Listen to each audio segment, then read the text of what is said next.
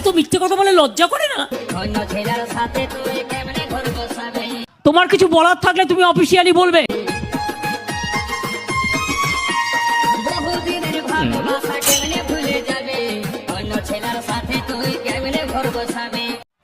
কি বলে?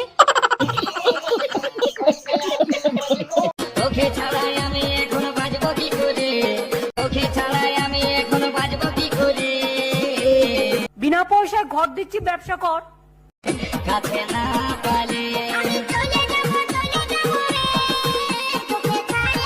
যে আজকে মিথ্যে কথা বলে বেড়াচ্ছ।